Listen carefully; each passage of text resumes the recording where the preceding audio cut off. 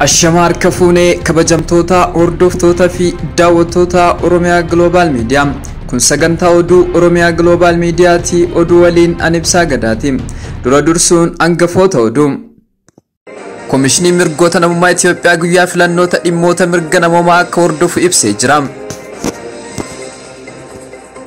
Filannoo biyyaalessaa marsaa jaaffaa buruu geggeeffamu qophiileen gahaa taasifamu Ministeerri Muummee Abiy Ahmed ibsanii jiru. Pirezidaantiin ittaanaa duraanii USA irratti gantuu jedhamanii arrabsamuun beekameera. Kabajamtoota hordoftoota fi daawwattoota Oromiyaa Global Media chaanaalii keenya subscribe gochuun odeeffannoo waayitaawwan akka isin bira gochuu dandeettu. Amma oduu bal'inaan. Komishinii mirgoota namummaa Itoophiyaa filannoo biyyaalessaa guyyaa borii taasifamu irratti dhimmoota mirgoota namummaa wal qabatan hordofuuf ogeessisaa ramaduu beeksiseera. Komishinichi ibsa miidiyaa hawaasaa irratti baaseen iddoowwan filannootti geggeeffamu hundatti ogeeyyiin ramadamu mirgoota namummaa akka hordofu beeksiseera. Gareen ramadaman yeroo filannoo fi ergaa filannoon xumuramee guyyoota itti aananii jiran keessatti buufataalee filannoo hunda keessatti haala qabiinsa mirgoota namummaa ni hordofa jedhame komishiniin kun ibsa isaa keessatti. Haala filannoo irrattis qindeessitoota qaamolee nageenyaa, paartilee siyaasaa kaadhimamtoota taajjabdoota fi kanneen gaafachuun odeeffannoo akka qindeessuu ibsee jira. Buufataalee poolisii fi dhaabbilee fayyaattis argamuun odeeffannoo akka walitti qaban himeera komishinii mirgoota namummaa kunneen. Yeroo filannoo kanatti gochaawwan dhiittaa mirgoota namummaa wal qabatan kamiyyuu namni arge garee jarmicha bobbaaseef odeeffannoo akka kennu dhaameera. Komishinii mirgoota namummaa Itoophiyaa kun kanaan dura filannoo biyyaalessaa wal qabatee dhimmoota mirga namummaa akka hordofu gaafatus boordii filannoo biyyaalessaa gaafii isaa kan akka hin simanne ibsee ture. Yeroo filannootti dhimmoota mirgoota namummaa wal qabatan hordofuun hojii isaa ijoo ta'uu eeruun gaafii kana dhiyeessee himannaa komishiniin kun baase keessatti qaamoleen akka taajjabdootatti dhiyaatan keessaa dhabuu isaatis gaafiin isaa akka fudhatama dhabe ibsee jira. Madda amanamaa ta'e irraa akka qalbeeffametti akkaataa seera filannoo fooyya'ee ba'een komishiniin qaama taajjabdoota gaazexeessitoota paartilee siyaasaa akkasumas kanneen dhuunfaan dorgoman waan hin taaneef eeyyamni hirmaachuu hin kennamneef jedhameera. Yeroo filannoo kanatti gocha wan dhiittaa mirgoota namummaa wal qabatan kamiyyuu namni arge garee jarmicha kanaaf akka kennu odeeffannoo dhaamsa isaa keessatti beeksiseera.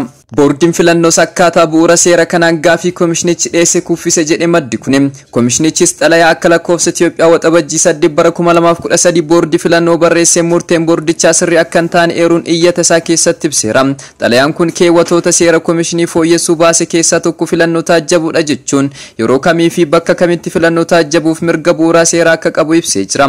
Boordichis xalayaa deebisee komishinichaaf barreesseen komishiniin kun waa'ee mirgoota namummaa hordofuu akka danda'uu fi garuu taajjabdummaa dhiyaachuu akka hin dandeenye eeree jira. Sababiin isaa jedhee boordiin kun akkaataan labsii haaraa boordichaatiin komishiniin kun qaamolee taajjabdummaadhaaf dhiyaachuu danda'an keessaa miti jechuun ibsee jira. Xalayaan komishinariin komishinicha Dr. Daani'el Baqqalaa irratti mallattaa'e kun qabxiiwwan 10 of keessaa kan qabu yoo ta'u ibsa kana keessatti qabxiin lammaffaan komishinichi mirgaa fi dirqama isaa kan hin raawwachiisne danda'u buufataalee filannootti argamuudhaan fakkeenyaaf buufataalee filannoo qaama miidhamtootaaf mijatoo ta'uu fi dhiisuu adda baasuuf achitti argamuu qaba jechuun kan falmuudha. Dubbii himaan komishinichaa Aaroo Maashoo dhimma kanarratti boordii filannoo waliin dubbataniin garuu gareen komishinicha ramadee buufata filannoo seenuuf eeyyama argachuu fi dhiisuu irratti wanni dubbatame akka hin jirre ibsanii jiru.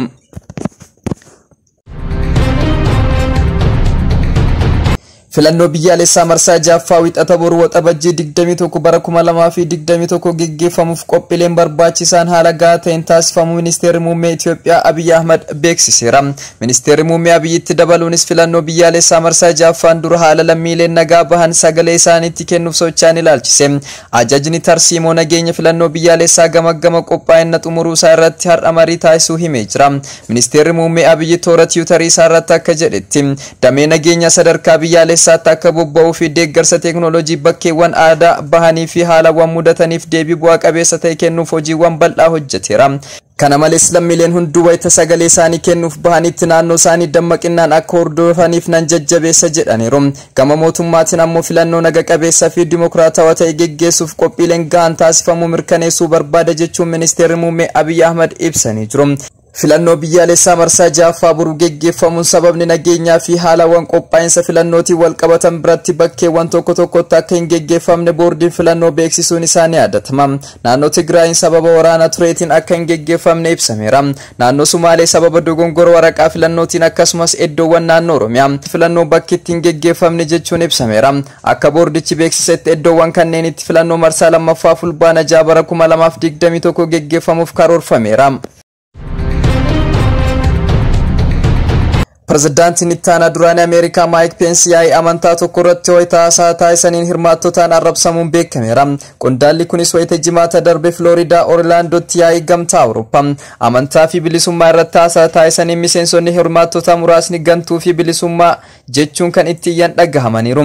Itti aanaan pirezidaantii duraanii kan taate akkas mudachuu kan danda'e waan pirezidaantiin biyyattii kaamaa Joo Baayidanii fi beekamtii kenneef jedhameera. Haa ta'u malee qondaalli kun arrabsoo hirmaattotaatiin osoo haasaa isaanii addaan kutin daqiiqaa 28 dubbatanii akka xumuran ibsameera. Namoonni qondaala kanatti yaa turanis jidduun poolisiin akka baan taasifamaniiru. Maayik Peensi garuu haasaa taasisan kana imaammataawwan pirezidaantii warra dimokiraatotaa kan ta'an Joo Baayiden qeequun kan pirezidaantii duraanii Doonaald Tiraamp leellisaa turaniiru. Amajjii keessa pirezidaantii yeroo sanaa Doonaald Tiraamp dabalatee deeggartoonni isaanii hedduun hoogganaa mana maree yeroo sanaa kan turani.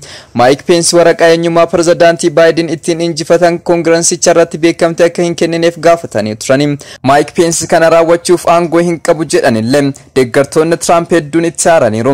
Deeggartoonni Tiraamp kanneen bu'aa filannootiin aaraa turanis baatii amajjii keessa Kaapitool Hiil cabsanii seenuun hokkara olaanoo uumanii akka turan ni yaadatama.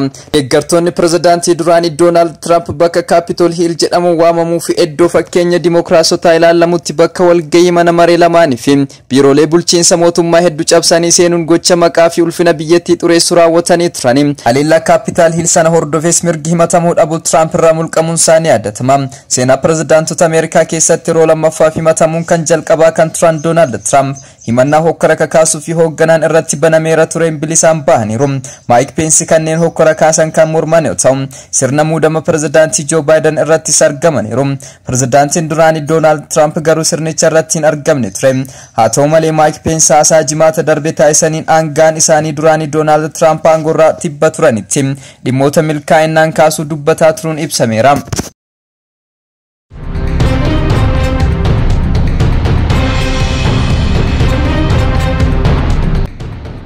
kabajamtoota hordoftoota fi daawwattoota keenya oduun sa'aatii kanaaf qabannee dhiyaanne kana fakkaata. sagantaa Oromiyaa Global Media Afaan wajjin turtii gaarii.